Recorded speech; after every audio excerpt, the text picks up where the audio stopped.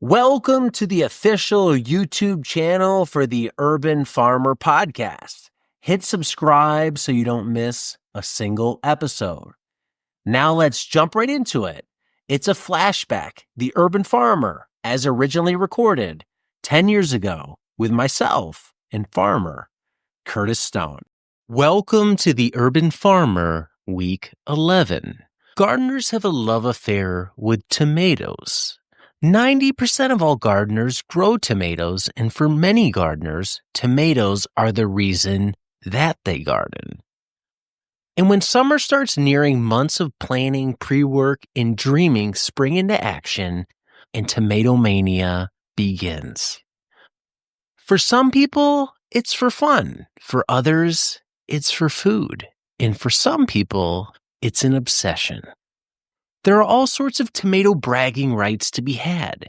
Seeing exactly how many tomatoes you can grow on your property, how many different varieties you can grow, how many individual fruits you can grow on a single plant, world record 1,355, and how big of a tomato you can actually grow. Maybe it'll beat the world record monster of 8.41 pounds. If there was ever a gateway drug into gardening, then it would be made out of tomatoes. And making that drug wouldn't actually be hard, given the variety that there is to be had. Yellow, red, orange, black, white, purple, green, striped, all in various sizes from cherry to grape to saladette to paste to beefsteak. There's no shortage of choice when it comes to tomatoes. All of this variety and obsession and passion is great when it comes to tomatoes. But when it comes to running a successful agriculture business, it's important to focus. Narrowing the choices and energy down to something that customers want and something that you can deliver. Because at the end of the day, it isn't really about what you want.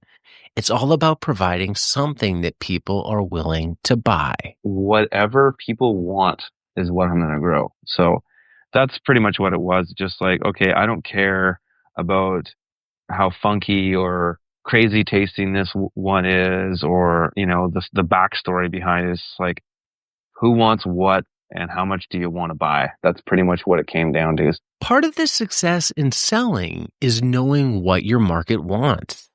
It can't be just about growing what everybody else is growing. Otherwise, you just blend in. You need to find your niche. But it was just what the market demanded. When I started, I did what most organic farmers do, is they just go for the heirlooms. And you do all these like funky, crazy looking heirlooms. And I did that. And that's what every other organic farmer here does. So I found a niche to grow generic looking tomatoes, actually. Curtis has observed this, and he's positioned himself within a subset of the greater tomato market, moving himself away from the heavy competition found in the heirloom tomato space to the more generic restaurant-friendly tomato niche. And for Curtis, this has turned out to be a big niche, and it's a vital component of his farm. In 2015, tomatoes will supply about 20% of his total farm revenue. So this year we're looking to do about 4,000 pounds in cherries, saladettes, and some heirlooms. And we also do a San Marzano as well. At $2.50 a pound, we're talking about some serious revenue from some serious production. Just in case you're listening to this and wondering, exactly how many plants does it take to grow 4,000 pounds of tomatoes? All in all, we have about 600 plants in the ground, I believe. That's a lot of plants. And something to remember here is that Curtis is only farming on 1/3 of an acre. And that whole area isn't dedicated to just tomato production. The tomatoes are actually only one piece of the pie. Curtis is actually growing all of his other crops within that same 1/3 of an acre. When I'm putting tomatoes into my greenhouse, it's full of greens and radishes and turnips and things like this. I'm not planting tomatoes in an empty greenhouse. I'm interplanting into this greenhouse that is already full with, the greenhouses in my backyard have 6 30-inch beds in this 18-foot width. And when we transplant our tomatoes, all those beds are still active with green. All of this production is taking place in standardized beds that are being managed with a no-till methodology, something that we talked about extensively back in week 3. If you recall, this is a new trial for Curtis, and Curtis's primary reason for going no-till was to help reduce weed pressure. It's now been a couple of months since he started managing his beds using the no-till system, and his crops are now in full rotation. The original hypothesis and plan was that going no-till would lead to less weeds. How has that idea held up to reality? It's been great so far. I even have neighbors walking by my plots, which isn't out of the ordinary. People are always looking and they're curious on what's going on, but everybody's just like, how is it that you have no weeds? Like, I have no weeds. It's amazing. There's nothing. It's been fantastic for that. So, it actually also, even as far as, so can't say that there's no weeds. That's not, I'm slightly exaggerating there. It's just there's very, very few that, they're just few and far between. You just see one here and there. But it's been pretty cool because, sometimes I have neighbors that don't mow their lawns and they get dandelions blown around everywhere. And so you get these dandelions that blow into your plots, which can be frustrating. But, um, so in these no-till beds, for example, I've really seen the benefit to just the soil in the sense that, so I'll have, say, a dandelion blows in there, and dandelions will often drop down a pretty deep taproot. It's pretty hard to just with your bare hands pull a dandelion out entirely because that taproot will go down pretty deep. But it's been neat with the no-till beds because they haven't been tilled all season, and the soil is actually softer than it was if it was tilled. And I'm able to go in and just if there's a dandelion that say blew into one of the beds after it had been planted and stale seed bedded and all that, I'm pulling out from just the foliage. I can pull out the entire dandelion, which tells me that soil hasn't been compacted and it's been actually less compacted than if it was tilled. So that's been pretty neat because normally if I had tilled those beds, I'd have to bring in a pitchfork to get a dandelion out. But the few weeds that are in these beds just pop right out. It's really interesting that so far you're already seeing less weed pressure and it's still pretty early on in the season. In terms of the soil tilth and structure being lighter, are you noticing any effects in terms of how the crops are actually growing in the beds? That's a tough one. No, I haven't really because I'm not so sure it does make that much of a difference as far as the crops. For myself, the number one reason to do no-till is to reduce weed pressure, and it 100% works for that, and it's exceeded my expectations. But no, not so much with the crops. I mean, the thing with quick growing annual vegetables, which is primarily what I grow, besides from tomatoes and patty pan squash and a few others, they're pretty low feeders. They don't draw a lot from the soil, so there's not a lot of difference or variation in one soil to the next with one particular crop or a bed that was tilled or a bed that wasn't. It's not really that noticeable in that regard. Having said that, I think by July and August, when it gets really hot here, that will be something that will tell the difference because in previous years, when I used to just rotate everything with a rototiller, I would have some spotty germination at times, and it was really hot in the summer. And that's because you'd till and fluff up this bed, the top 8 inches of the soil would be really fluffed up, and then you water it and it would kind of compact down.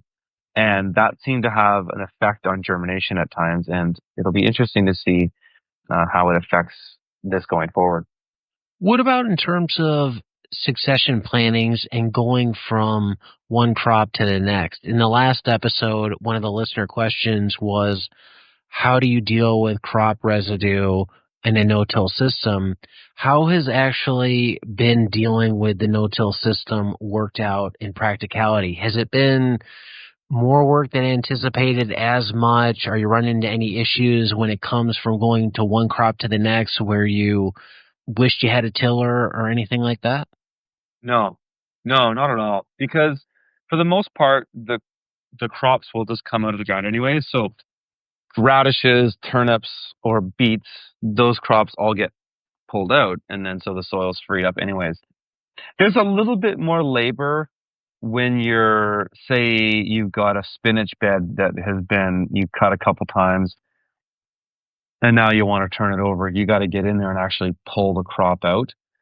So it takes a little bit more time there. But in the previous years, when I had to rototill that stuff in, it is kind of deceiving on where the work goes. Like you think, okay, so I've harvested this spinach bed. Now I'm just going to take my tiller, till it under, and then I can just plant right away. And that's what happens. And that part goes pretty fast. The only challenge with the tiller is that if there's a lot of crop residue, like say that was a crop that had gone to seed, and there was a lot of organic residue to turn in, you'd have to till it a few times, and then but the problem with that is that you would have this residue that a lot of it would grow back, and then that just creates a problem for you down the road. So it's kind of just like, you know, six and a half, half a dozen, whatever. It's just like however you split it up, it ends up taking time anyway. So no, I honestly I haven't seen this take any more time. We can turn a bed over really quickly. We're now into full rotation.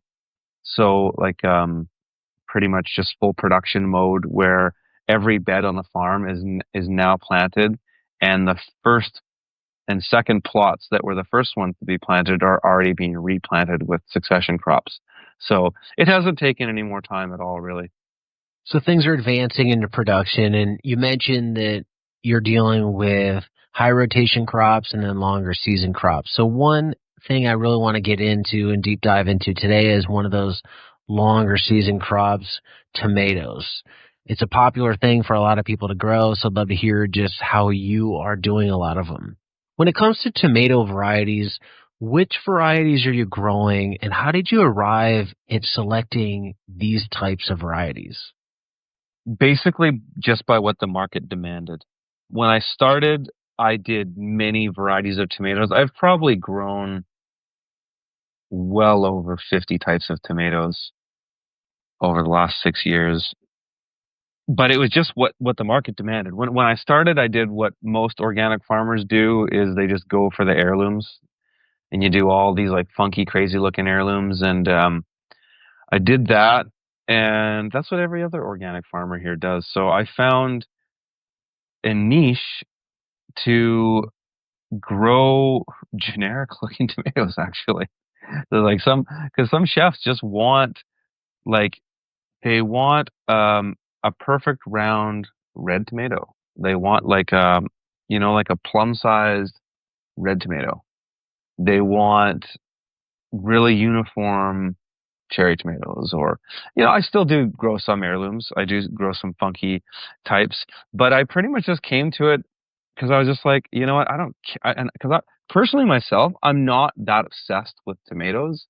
I don't, I don't even like tomatoes that much. I like tomato products. I'm not the kind of person that's just eating tomatoes in the field. I like eating carrots more like.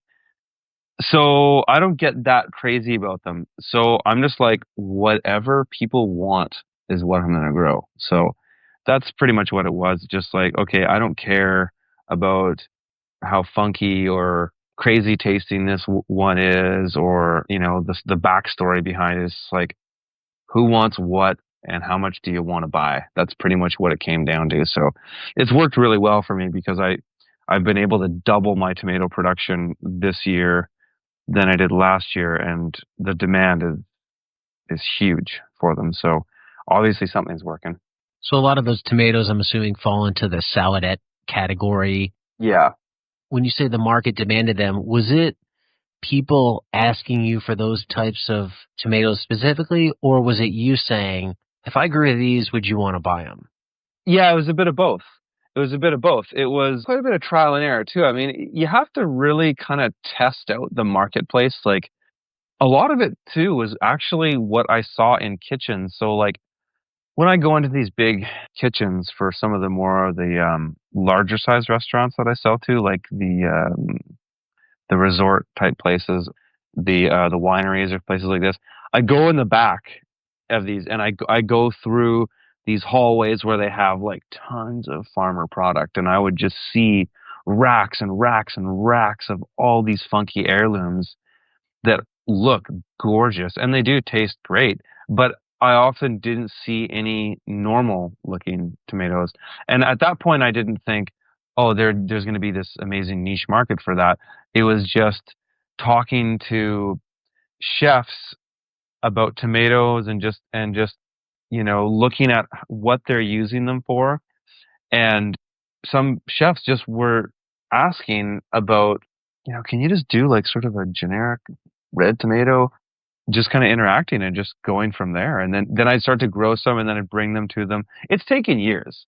And this is something that everybody has to figure this one out for themselves. Like when I teach people workshops or, our online course, my whole thing is like simulate as many experiences as you can. Like let me be your guinea pig and learn from my mistakes and leverage those and build off them and go fresh.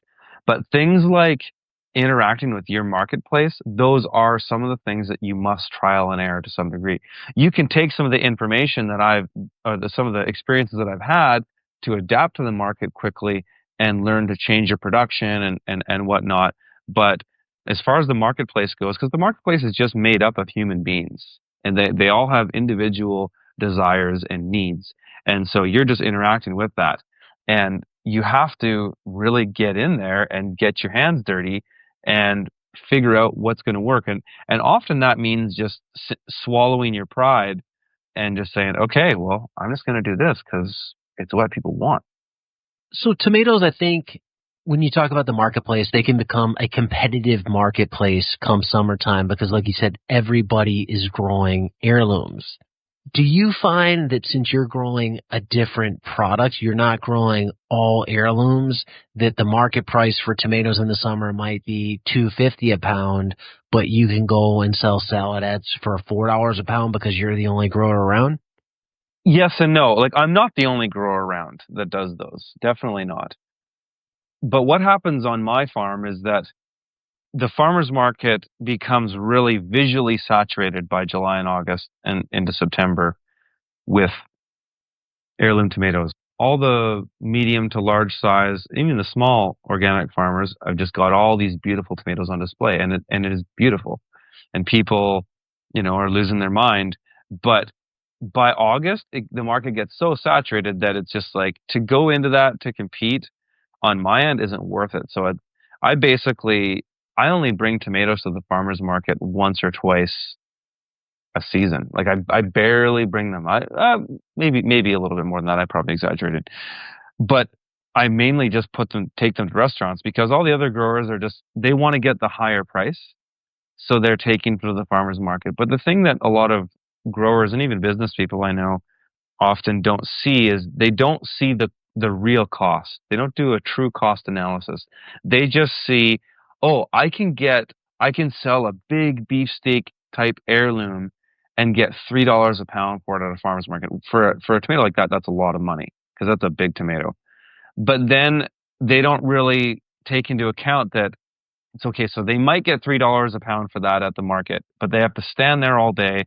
They have to package them and assemble them in a way to be displayed nicely. And there's just all these other costs. They got to drive to the market and whatnot. Mainly, they have to stand there all day, and so they don't really think about those other costs. They just think the initial dollar value that they're getting. Okay, I must be winning. Whereas I'm more thinking, what's the best leverage? Like, what's the best way that I can move a lot of this stuff with the least amount of effort? And if that means going at a lower price, so be it. So I'd way rather move it in that regard than have to take them to the market and go home with some of them. I don't want to go home with anything. So I'd rather just get rid of as many as I can in sort of the path of least resistance. To put things in context, when you say lower price, what are you charging for your tomatoes at the market? And is it different for restaurants? Well, it depends. It's funny. There's some prices are the same at the market as they are at the restaurant, and the reason for that is that the farmers market I can get cash, and there's value in that for me. But there's also value for a restaurant in the sense that if for some products that they pay the same for, that they know they're going to get them, because some things are just scarce. For example, like I grow this crop called Hakurai. They're Tokyo turnips, or a Japanese salad turnip, a white turnip. Very difficult crop to grow. I've already suffered, like my first two crops were like 90% failure.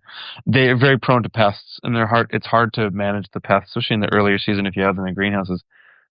The price is sometimes cheaper at the farmer's market than it is for restaurants, because if I take it to the farmer's market, that means I just have extra. Whereas if I have them for restaurants, they're going specifically to those restaurants. And at that point, they're scarce because they're hard to get. Not a lot of farmers grow them because they're so problematic. And not a lot of farmers grow them in the way I do, the particular size that I grow them at. So sometimes it's both ways. Sometimes it can go either way. But generally speaking, people that are buying volume are going to get a better price.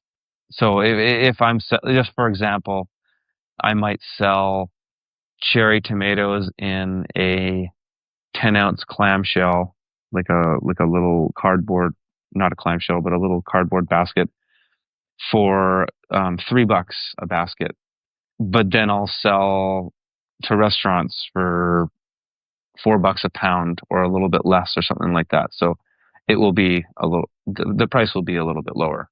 Transitioning into the growing side of things, so like most people, you start your tomatoes as transplants. When are you starting them in Kelowna, and what's the general process that you run the transplants through that you found lead to the most successful crop? So we start our tomatoes in mid-February, and at that point we start them in a small cell block. So I'll start them in a 200 SQ flat. So there's 200 cells in a 10-inch by 20-inch flat. And then they're in there for 3 weeks about, and then they get potted up into a 2.5-inch pot. And they spend the rest of their time in that pot, and then they get transplanted into a greenhouse in the ground. Then I only grow tomatoes in greenhouses now. I don't do any field tomatoes. And that just came out of experience. For the number of years that I did, every year I did field tomatoes, there was some freak weather event in midsummer, like in mid-August, and it pretty much wiped out all my field tomatoes. So I no longer do tomatoes in the field. I only do them in greenhouses. And some purists will say, oh, tomatoes taste better in the field than they do greenhouses. And it's probably true, but I can't tell the difference. It's just I get 100% of the crop. So that's the basic process of them. Starting them in a small cell block, potting them up to a 2.5-inch pot, and then putting them in the ground in the greenhouse. Some growers will pot them up twice, but I find that's too much labor. And next year, I'm going to just start them straight in 2.5-inch pots, because I'll have a better nursery setup next year. That I want to reduce the amount of labor as often as I can. I don't want to have to do potting up. It's quite a bit of work. I'd rather just do it right off the bat, get them done, and then put them in the ground. When you pot them up and go to a bigger container, are you doing that based off a time fuse? Are you visually observing the plant, and what are you looking for when you say, I have to go from the 200 cell to the 2.5-inch? Yeah, it's all visual. It's all visual. If I were to look in my spreadsheets right now, I could tell you the time that it is, but I just go by visual.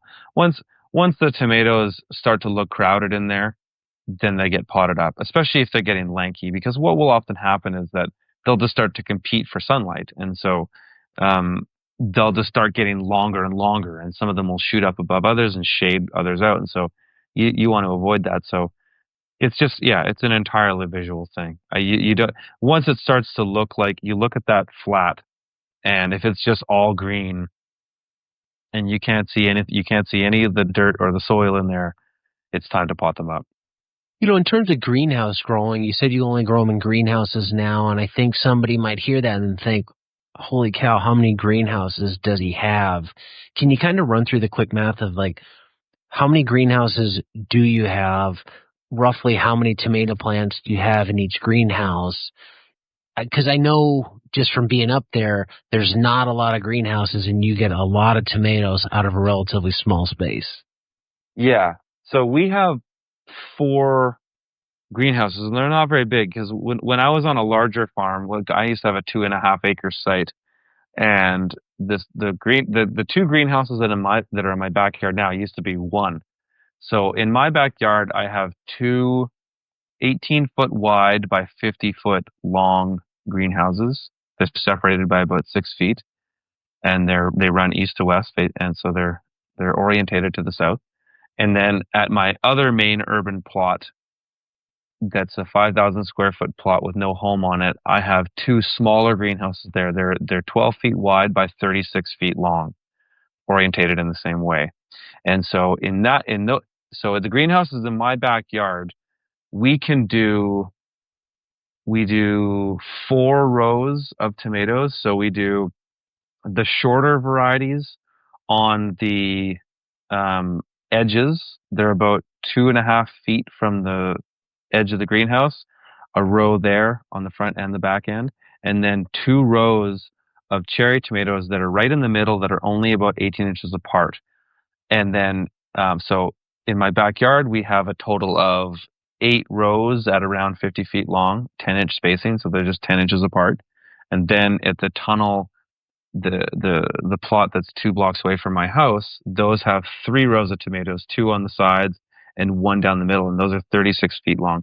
So all in all, we have about 600 plants in the ground, I believe. And actually, in fact, one of the tunnels in my backyard has 1 less row of tomatoes because I left space for a row of peppers, and I wanted to have some space to plant early overwintering crops and have some space to do some field microgreens that I sometimes do in the greenhouses in the summertime. So 600 plants, what do you assume is the fruit per plant, like 20 pounds? Yeah, it can. Yeah, it can be about there actually. I think I once calculated my average to be about 27 pounds per plant. It depends on the tomato. It's about that. Like I know that last year we did, I believe we had half the amount of space because we only had tomatoes. We had less rows. Like we've learned to actually pack them in more. We've done more rows this year. Kept the same in-row spacing, but really started to categorize what varieties go where based on how tall they grow. So we've really changed that around. And I think last year we did about 2,000 pounds. So this year we're looking to do about 4,000 pounds in cherries, saladettes, and some heirlooms. And we also do a San Marzano as well. In terms of that 10-inch spacing, is that something that it's been a lot of trial and error to arrive at that? And have you found that just to be a good compromise of getting more plants in while not sacrificing yield and still being able to maintain the plants? Like, how did you come to 10 inches versus 24 inches or some other spacing? It was trial and error. It was at first, when I first started doing tomatoes, I did them 18 inches apart. And then, just talking to other growers, oh yeah, you can go down to a foot. And so I tried that. That worked well. Um, and then, I talked to somebody who's like, oh yeah, I go 6 inches. And I tried some 6 inches. That was too tight. And then I just kind of arrived at 10. 10 seemed to be the happy medium, was like the perfect amount of space for the way we do them, because we hard prune, right? So we prune a lot of the foliage. Like Roger, my neighbor, who pretty much specializes in our tomato production on the farm, he's very aggressive with tomatoes. Like people, sometimes we have neighbors that come over and Roger's explaining to them how he does this hard pruning, and people freak out because we've got these tomato transplants in the ground, and they've only been in there for 2 weeks. And so, yeah, at that point they've grown to be maybe 18 inches tall, and they'll start to, they'll have a few flowers on there, and Roger's going in there and stripping off like 60% of the foliage. And people are like, oh my God, they're freaking out because they can't believe it. But it works.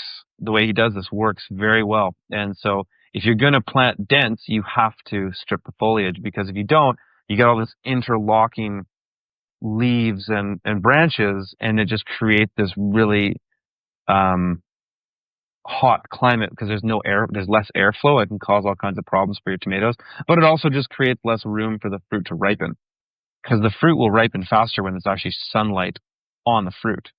So pruning them is just kind of is just part of making you get more production, basically. Yeah, it's something you actually turned me on to. So I'm growing all the tomatoes that I'm growing this year with that hard pruning method. And I've probably read a lot more than I should have on the subject. So I'll try and link to some good videos. But yeah, it comes down to removing the suckers and then pruning off everything below the lowest fruit and then just going up from there.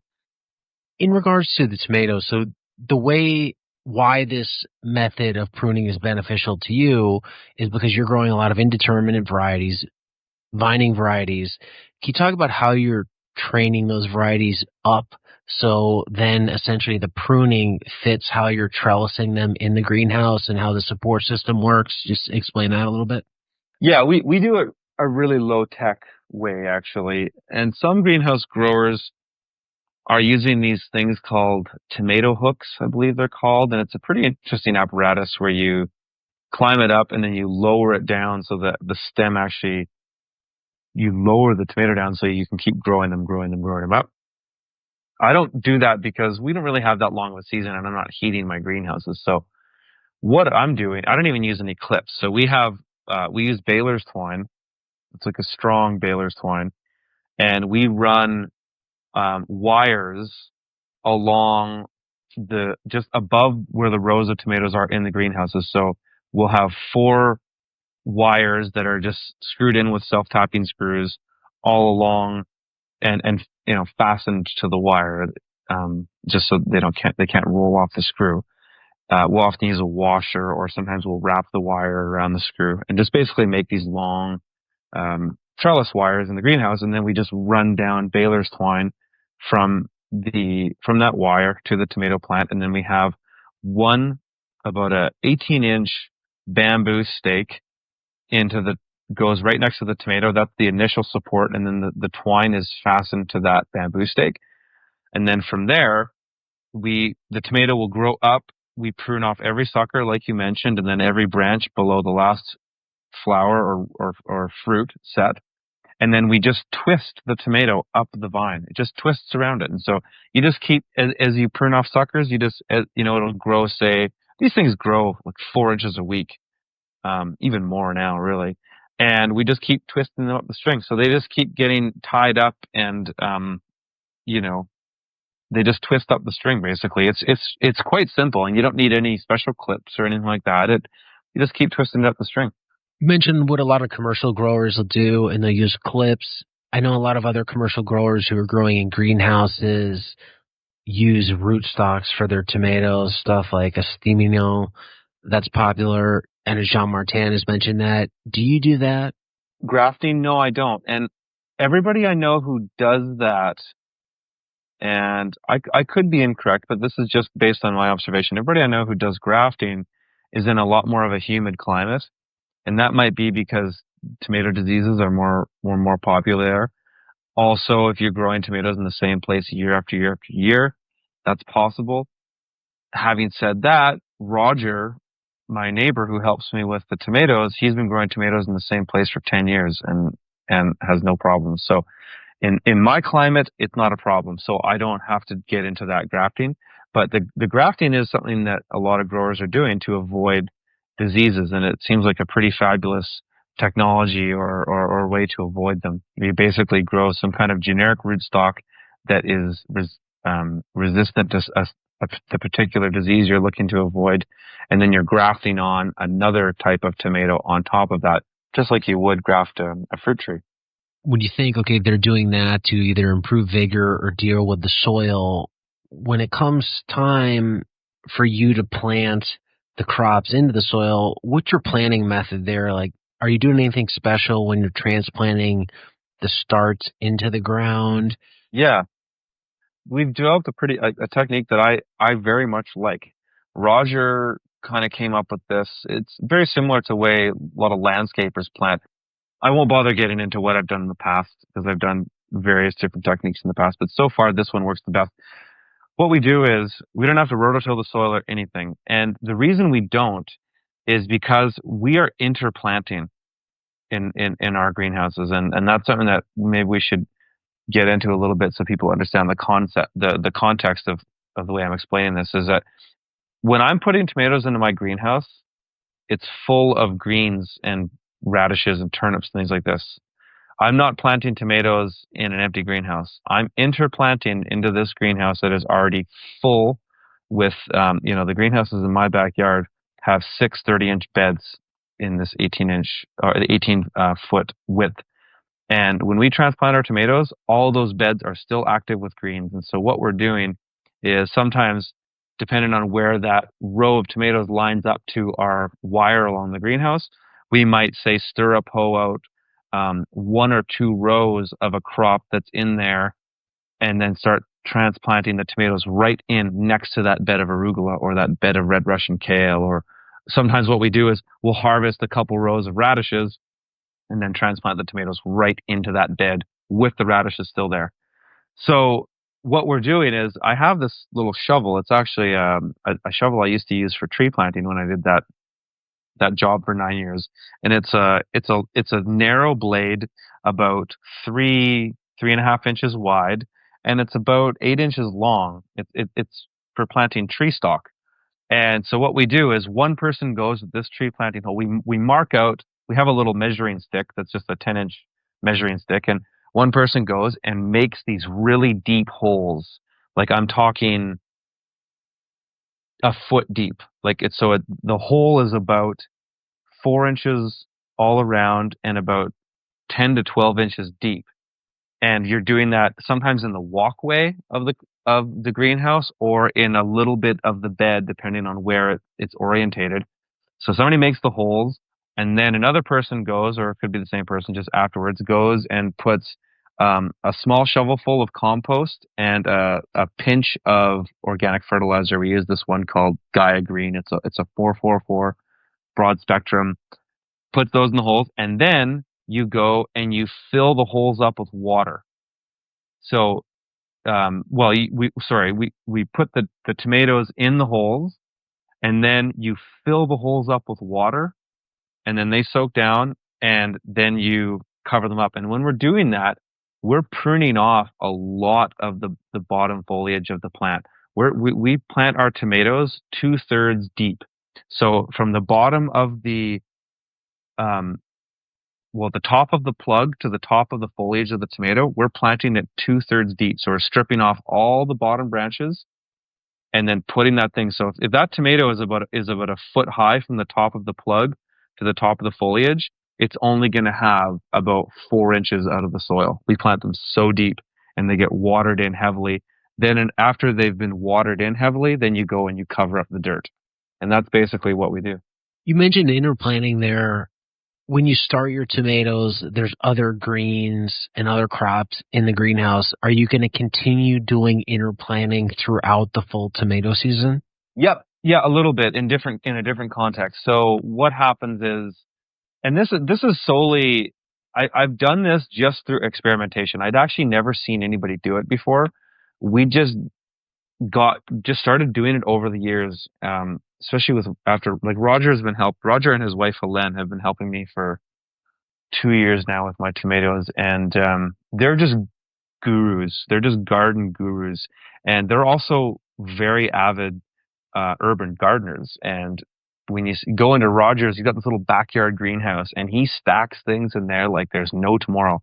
He's got lettuce growing, and then he transplants his tomatoes right in the lettuce, and then same thing in the fall. He'll start seeding fall crops. And so just kind of observing how he'd done this on a garden scale over the years, we started to implement on the commercial side.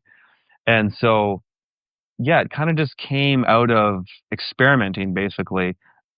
So what's happened now is we have interplanted with the last of the spring crops. The spring crops are pretty much out of there now because our tomatoes are already 4 feet tall.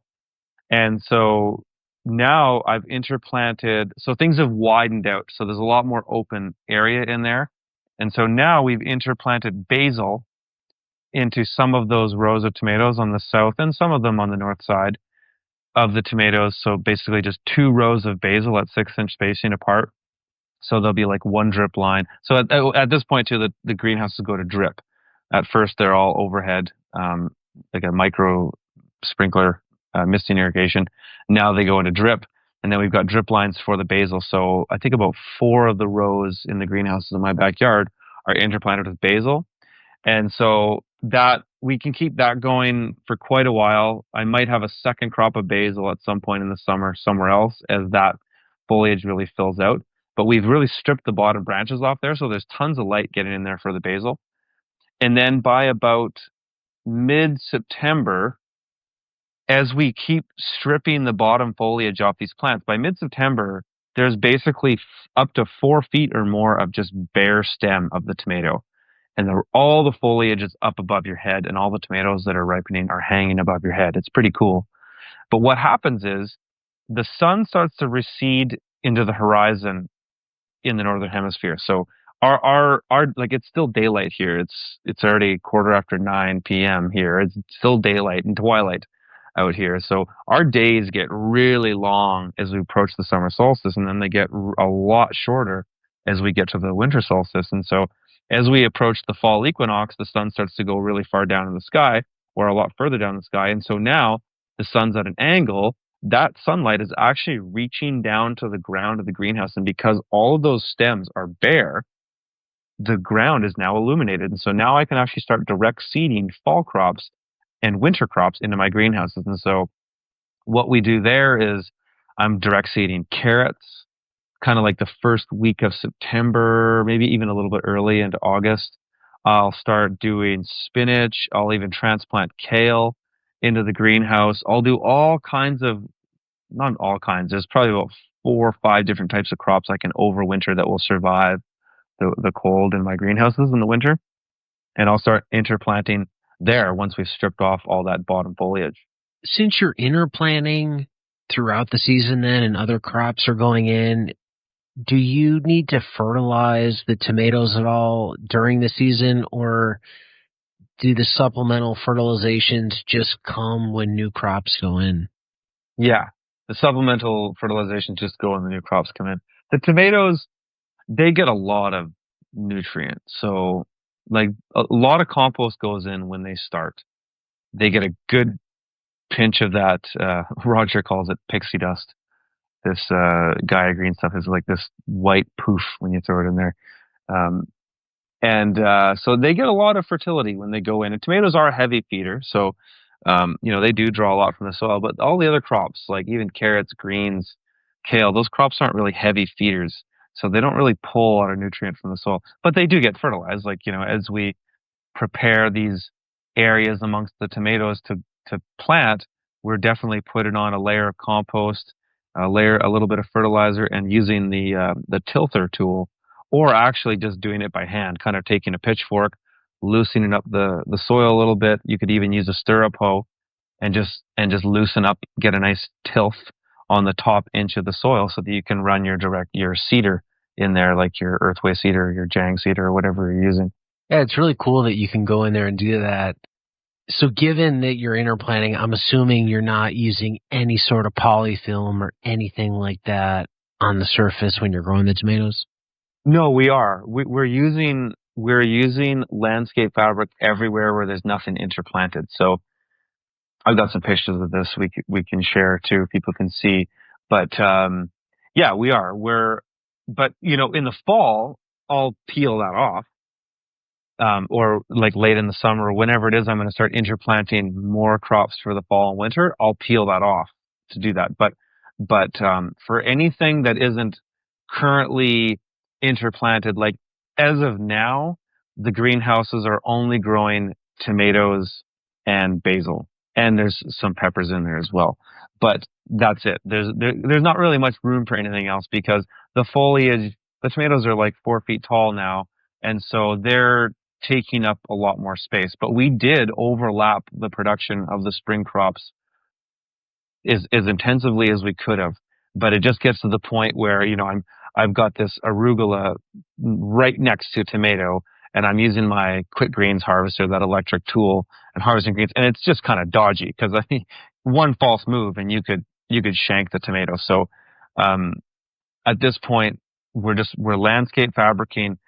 Once like this today, for example, we just actually finished one of the last spring crops in the greenhouse, and is a bed of arugula planted, inches from this tomato row that was sharing a bed with it.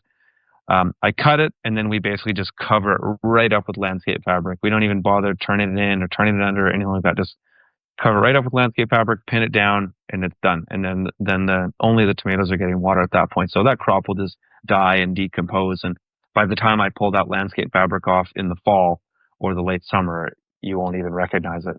How wide is the strip of landscape fabric around the tomatoes? Like a foot?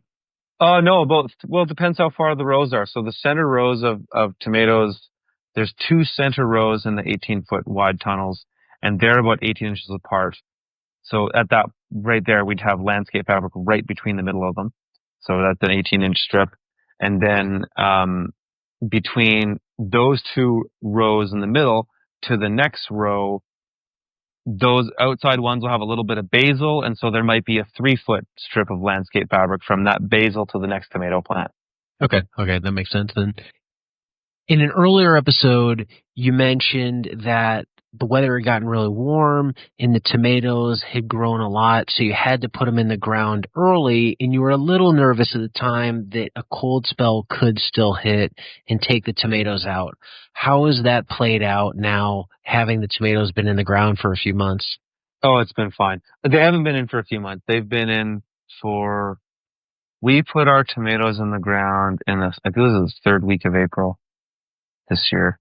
So they've been in for over 4 weeks now. Yeah, it was fine. We've had an incredibly warm season, and that's why they went in so early. Normally, I don't like in previous years, we don't put tomatoes in the ground, even in the greenhouses, until the first or second week of May at the earliest. Usually it's like the third week of May. Most of my friends in other climates are just putting their tomatoes in their greenhouses now. This is the 26th of May. So they went in a lot earlier because it just had a warm spell, and it played out fine. We didn't have any surprises as far as cold swings or anything like that. Given that, when do you think your first harvest is going to be? Sometime in June? It's going to be pretty soon, man. We've already got 2 sets of fruit on all the cherries, and they're full-size fruits, and they're green. So we might be picking tomatoes in 2 weeks. Wow, that's pretty amazing. With regards to the season, how long is your season for tomatoes, given that how you're training the fruit, how you're pruning them up? How long can you milk these plants?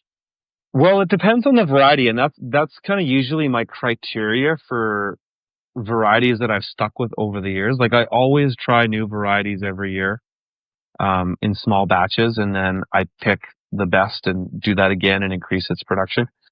But I try to get the most amount of marketing weeks as possible. And that's why that's why I grow indeterminates exclusively. And it's also why I lean more on the side of cherry and saladette tomatoes, smaller varieties, basically, because they fruit for longer. So if we say right now in 2 weeks, let's just say I start picking tomatoes in 2 weeks, that would take us to about June 9th.